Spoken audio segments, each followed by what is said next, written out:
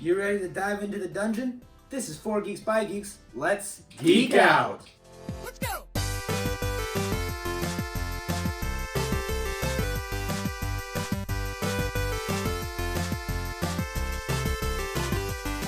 Welcome back to 4 Geeks by Geeks, place where geeks come to geek out. As always, I'm PK. I'm T. And I'm Moose. And today we're having a very beautiful discussion about something that people have been asking for a while, D&D. And T here is, by every definition of the world, a very amazing D&D player, an incredible dungeon master, as you've seen in our video prior. So, you know, foremost expert in my opinion. We played together at a little like one-shot, still salty. Yeah, Jordan, we're gonna have a conversation about this when you get home for Christmas. Victory robbed. Anyways, it's fine. Off topic. Fine. So what got you into D&D? So I've always been fascinated by the game of D&D, just the concept of doing virtually whatever you want to do and just being capable. And I genuinely hate the world we live in. Like, we work a 9 to 5, we drive cars, that I don't find enjoyment. Like, I don't have the ability to use magic or ride a dragon. And so Or turn into a dragon. Exactly. So it's just always been one of those things. Being a writer, being a creator is always awesome. Reading about these types of things, and it's just a whole nother aspect to fall into when you can actually create characters and develop worlds and interact with all these different things. And I found a couple nerdy people to play with me and just never stopped playing. That's beautiful. And like disassociation is an amazing thing. Mm-hmm. I mean, Absolutely. I think it takes what video games can do and throws it like to that next level of like.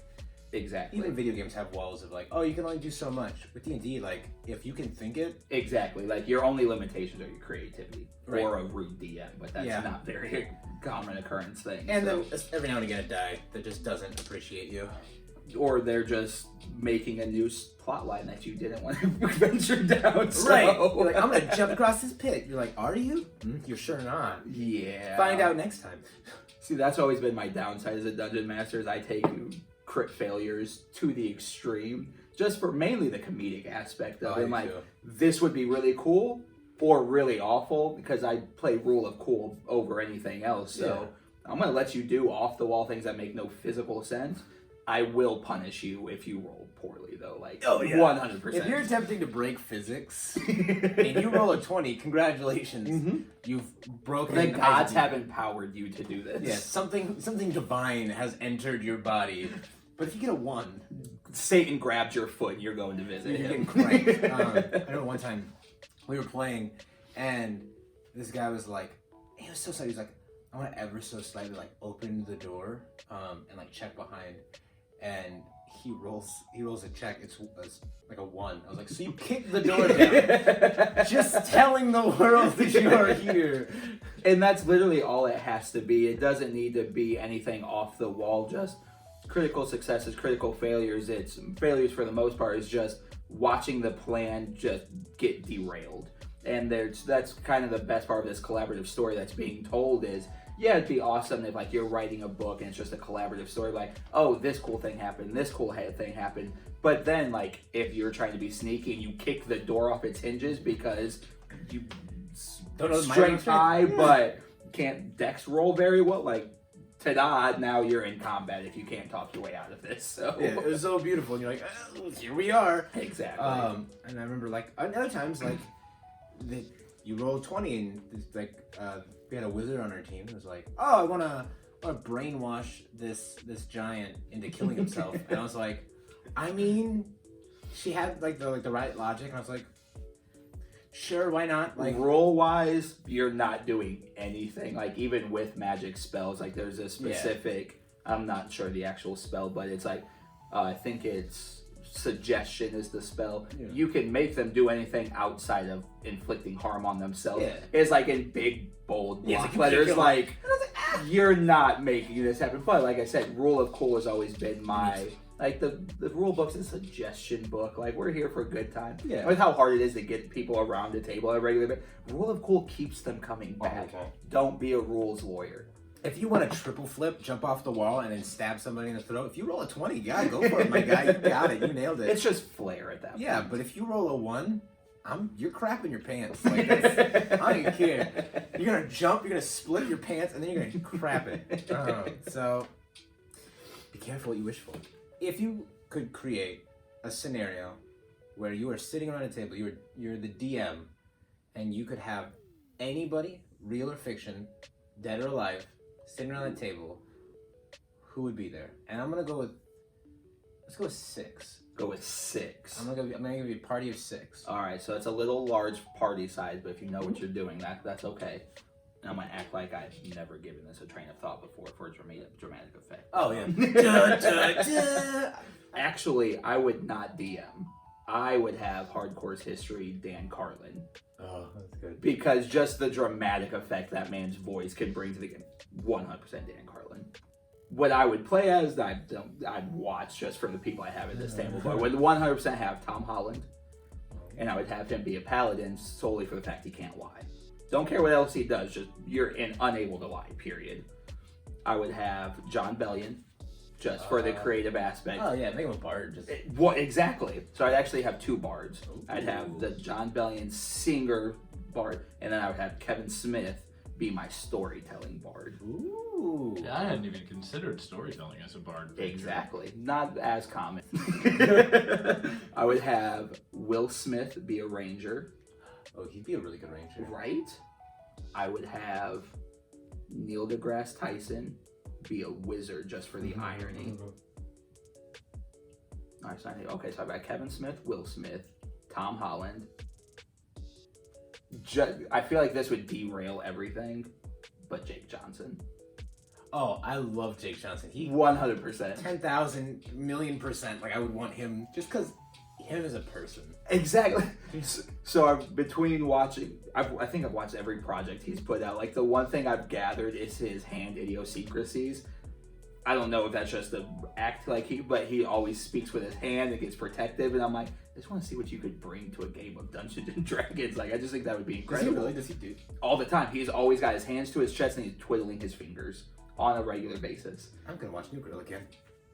I'm telling you. And then last one, and my fighter would be a tavern brawler, Shia LaBeouf. Oh my god! Shia LaBeouf is my all-time hero. First off, you described a movie that I would watch on repeat non-stop. Like, it would be my blockbuster movie. And outside of Will Smith, it wouldn't be very expensive. Oh no. I mean, Tom Holland, I'm sure, is getting up there at this point, but I mean, like, I think at this point where he's at in his career, it'd be about the same money move as grabbing like Taron Egerton, like before like Kingsman. Yeah. Because now, after like the Elton John movie and all that, I'm sure he's like a high tier. But like, what was it? Eddie the Eagle? That can't have been a very expensive movie outside of Hugh Jackman. Yeah, I mean, exactly. You have. I don't want to call any of them B-list actors by any means because that underwrites them as individuals, but as creators.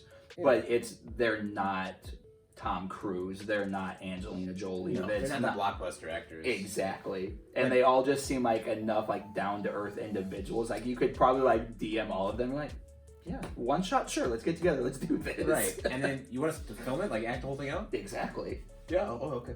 Like, I think John Bellion would be like my most interesting. I wonder if I would 100% let that man direct the entire thing. His music videos are really good. I know he doesn't have too much creative, but like, and he's also doing an anime. You know, John Bellion, he's a giant nerd. He's a giant geek. Oh, 100%. I bet he would totally down for D&D. Let's talk about what that would be like. But while we're doing that, let's just talk about him getting the voice of Piccolo. I genuinely thought they ripped that audio. No, 100%. He reached out to him and was like, hey, this is the project I'm doing. I would love to have you on. And he was like, yeah, absolutely.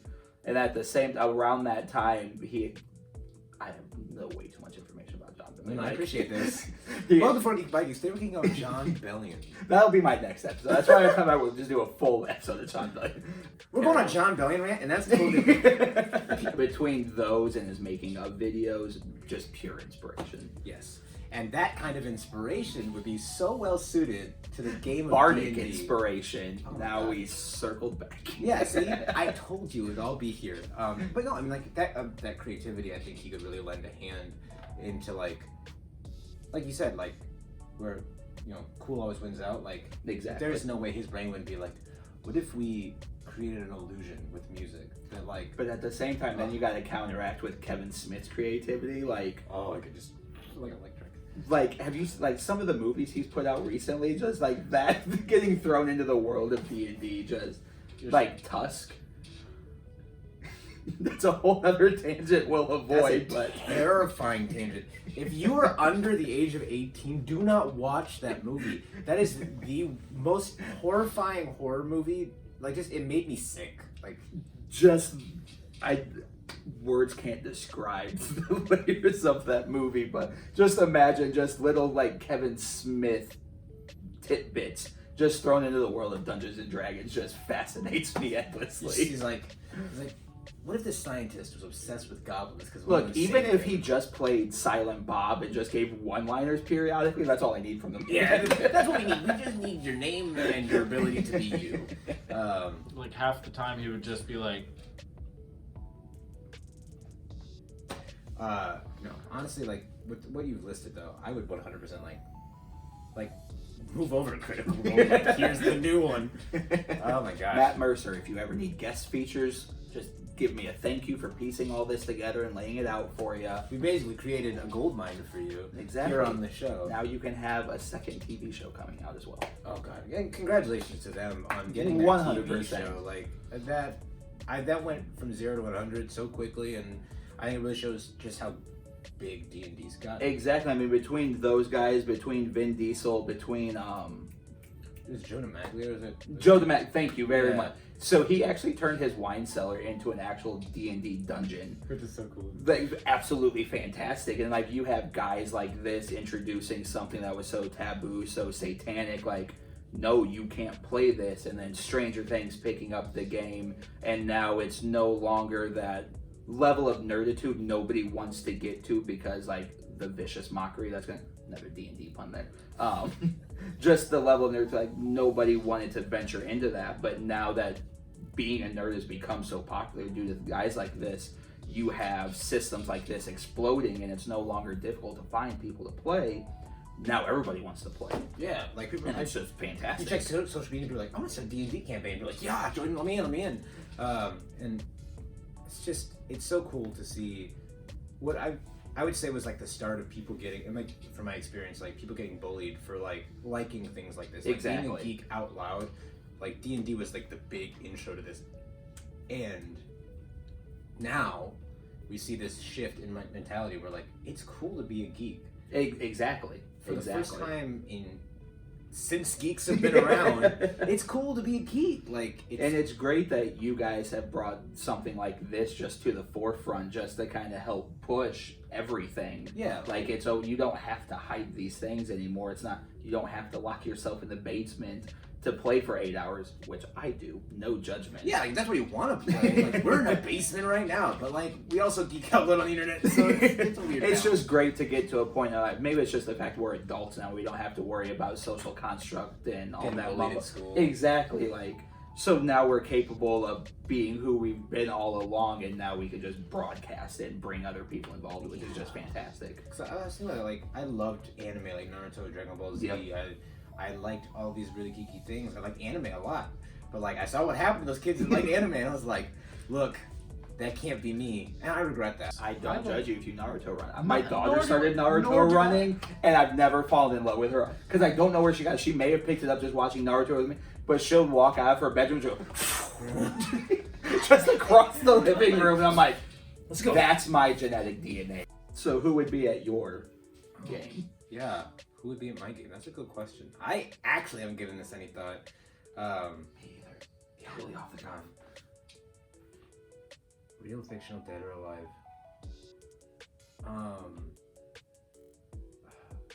You did all real people, so I'm gonna stick with the real people. I'm not gonna do any characters. I would want.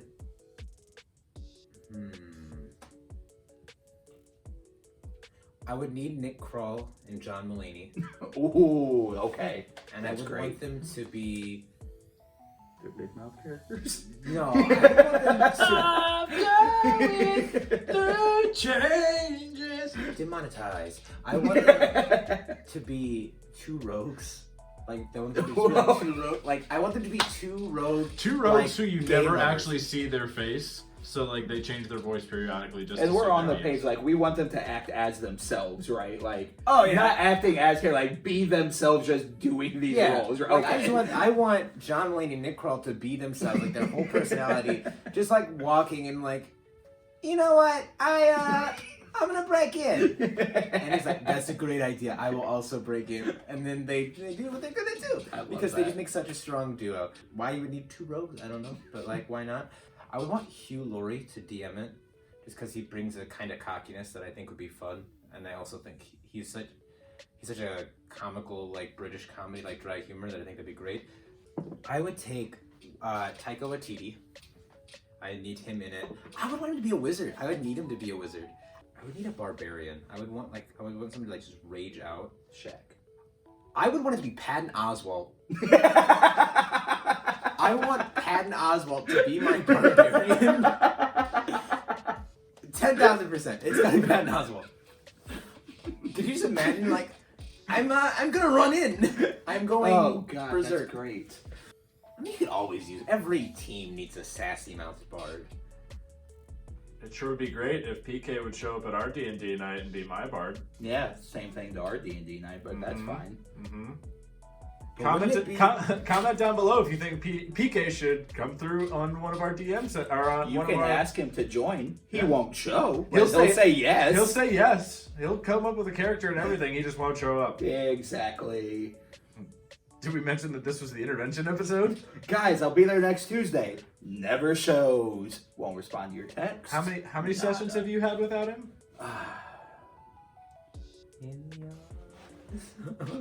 A lot. Yeah, I have 6 at least. Michael Cera. As your bard. It's my bard. Could you just imagine he's so quiet? As long as he's walking everywhere with those cans of tuna from the grocery store. Oh, yeah. Because I'm 100% convinced he never intended to be a celebrity and he just got roped into something one day and it was like, well, yes. Hey, do you want to be a superhero? Yeah, I could be a superhero. Yeah, Michael Cera. 100% gonna be my bard. He needs to be. He'd be the perfect bard. He does make music too. Like, he plays bass and stuff like that. So I was not aware of that. He's got one good song that I know, but I can't remember it right now. yeah, Michael Cera makes good music. Interesting. He's also just weirdly himself. So I appreciate that. That'd be my team. That'd be my lineup. Do you want to do one? Sure, if they got time. If I wasn't the DM, I'd want to be a rogue because I always play rogue because I'm Basic. a bad boy. I would have Donald Glover as my bard. Ooh, I thought about that's that. a good deep cut. Mhm. Yeah. I would have Tom Segura as my barbarian. Apparently, you got to be a comedian. This is the one caveat. If you want to be a barbarian, you have to be like a stand-up comedian. Yeah. Or Kevin Hart, because I think I'd be okay with that one. Oh my God, yeah. Because I'd want Kevin Hart to be the barbarian and The Rock to be the cleric. That's the most backwards stuff in the world. I would want. Bert Kreischer if you got Tom Segura, because that's almost a package deal. Yeah, no, I would say he could be an orc. Not a class. It's just an orc. I don't care what he plays. He has to be an NPC. orc. He's just like, I give you information. No, what information? Like, hey, get more beer. Like, I would. He's just in the background telling the machine So that's story. that's 3. Neither of you did characters, so I'm gonna do characters. I would want I'd want Todoroki to play my wizard. Okay. Yeah, that Todoroki. Little OP, but I mean, I respect it. All he can do is fire and ice magic, though. And have you seen his fire and ice magic? Yeah. And then Devastating. It's a quirk, by the way, just to clarify. I know my fandoms. I'd want Tom Holland to be in there as my archer. Both Tom Holland, 2 very different roles. Just sidetrack once again, I thought he was going to be a terrible Spider-Man. I was like, he's a baby, this is not going to go well. Absolutely destroyed it. Oh yeah, he killed it. He's the best. Perfect. Best Spider-Man to do. Love you, baby. 5 or 6? We did 6, I think. Oh, I don't then I know get how one more. many. guy just spouted off nonsense. Yeah, I mean, let's see who I've got: wizard, bard, barbarian, orc, whatever Bert Camford decides to be. Bert Kreischer. I don't know why I say Bert Camford. I've been watching too much old TV. I don't know. I think I'd follow suit with you and do Shy Beef. Shia LaBeouf. Yeah, Shia LaBeouf. I don't know what You that. could make him be a bard, and then just his bardic inspiration just do it! And like, and like this energy, like shockwave comes up. Like, you're right. Don't let your dreams be dreams, people. Yeah. Yeah, that's my team. I That's my would team. crank that. I really want to know that man's thought process, but I'm like, this is a great video. Let's absolutely do this, guys. Oh my god, speaking of reaching out to people, like musicians reaching out to people, that guy who reached out to Shia LaBeouf and was like, hey, I wrote a song where you're a serial killer. Are you okay with that? He's like, no, I'm not okay with that. I want to be in the audience. At the very end, just... If you guys haven't seen it, go see it. Shia LaBeouf live. Fantastic.